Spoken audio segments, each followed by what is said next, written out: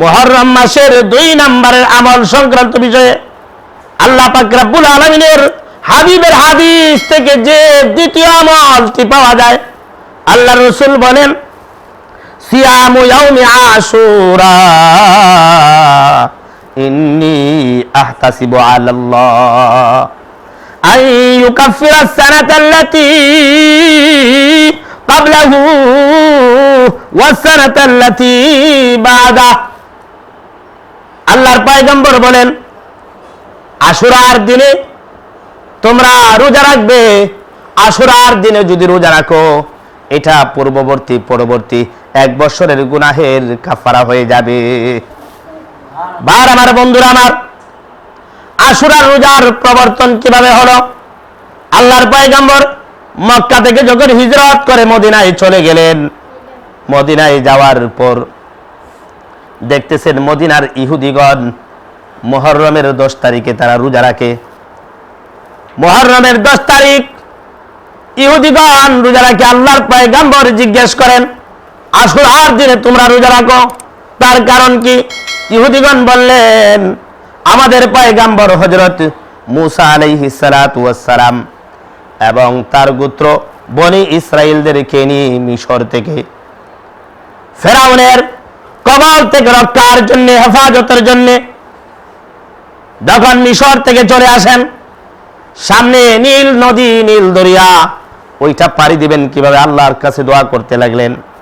আল্লাহ তাআলা মূসা পয়গম্বরকে জানিয়ে দিলেন, হে মূসা, তুমি তোমার লাঠি দ্বারা পানিতে আঘাত করো। মূসা আলাইহিস সালাতু ওয়াস সালাম ওনার হাতের লাঠি দ্বারা পানির মধ্যে আঘাত করলেন। আঘাত করার সাথে সাথে আল্লাহ তাআলা কুদরতিভাবে পানিকে সরিয়ে নীল নদীর মধ্য দিয়ে আল্লাহ 12টি রাস্তার ব্যবস্থা করে দিলেন।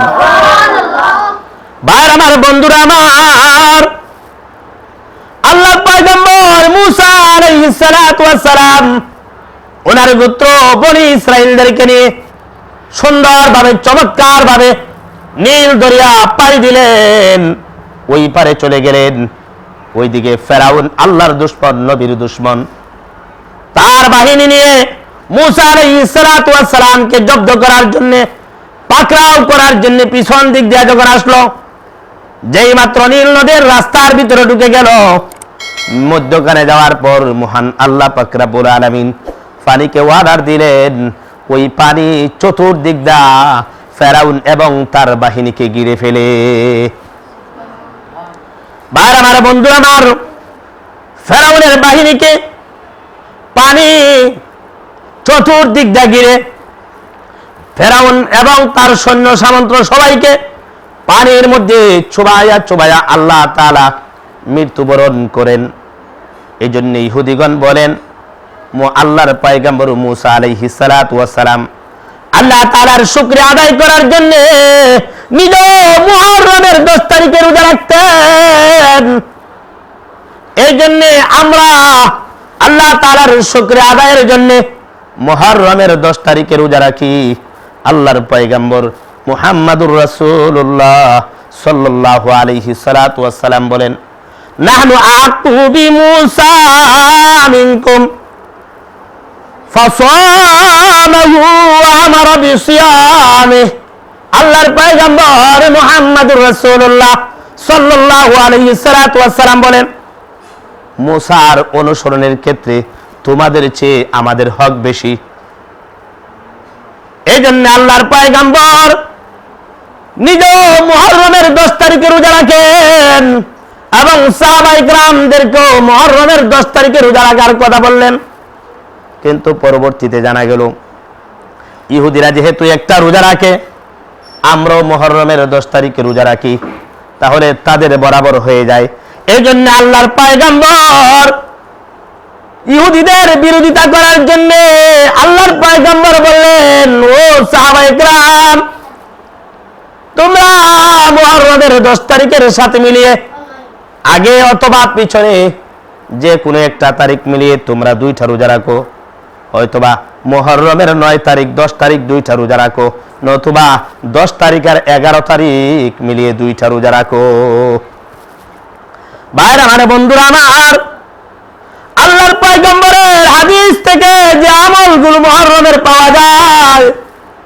এর মধ্যে 2 নম্বর আমল হচ্ছে মুহররমের 10 তারিখ আর 9 তারিখ অথবা 10 তারিখের 11 তারিখ মিলিয়ে 2টা রোজা রাখা।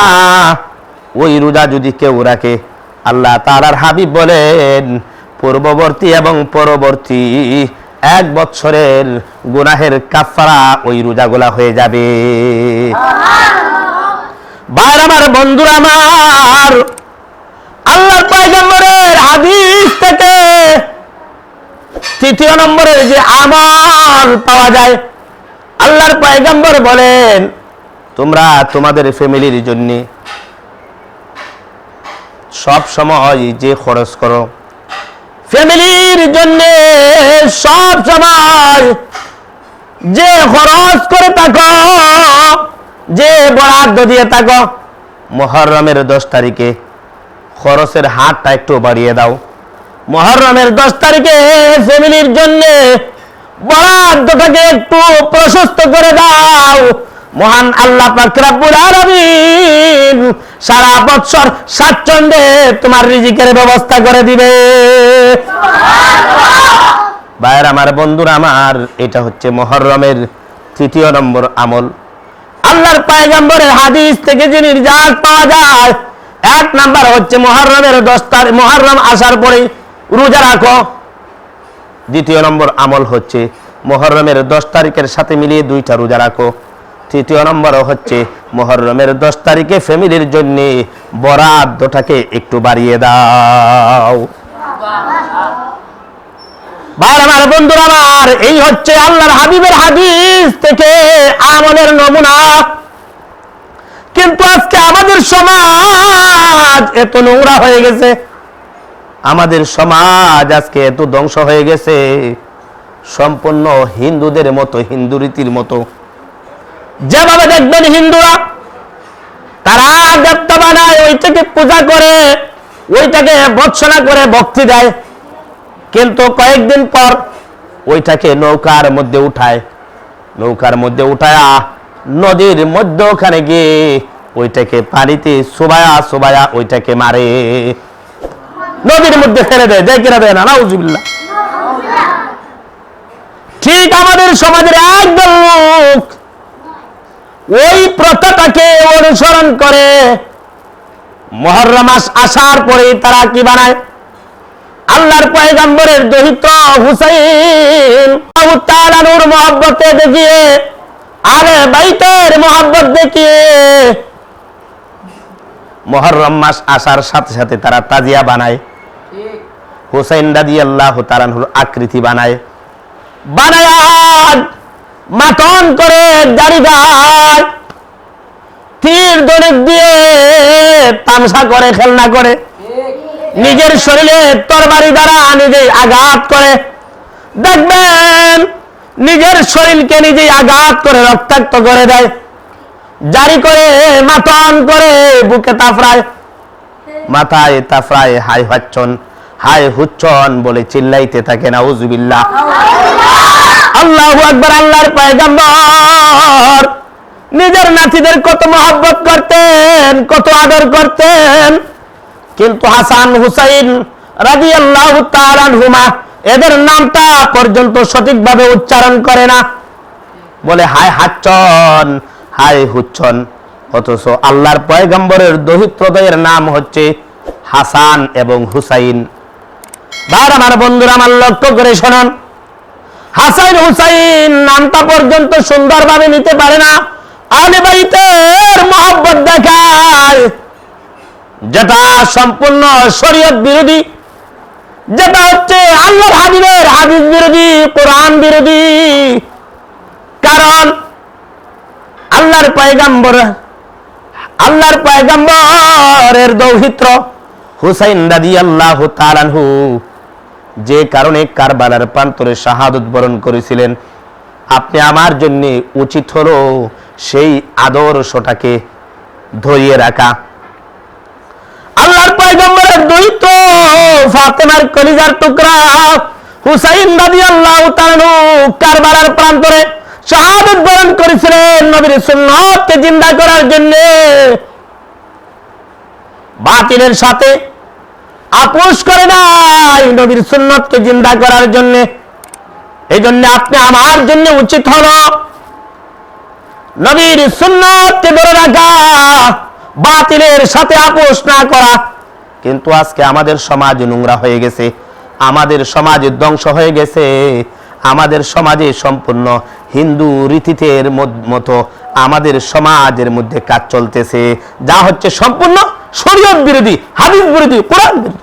আল্লাহ তাআলা আমাদেরকে এগুলোর থেকে হেফাজত করুক। যেহেতু আযান হয়ে গেছে এই জন্য আমাকে সমাপ্ত করতে হচ্ছে। সবাই আমার জন্য দোয়া করবেন। আমরা সবাই নামাজের প্রস্তুতি নেই। আসসালামু আলাইকুম রাহমাতুল্লাহ। হুজুরের পরবর্তী ওয়াজ আসিতেছে আমাদের ইউটিউব চ্যানেলে, তাই সাবস্ক্রাইব করে সাথেই থাকুন।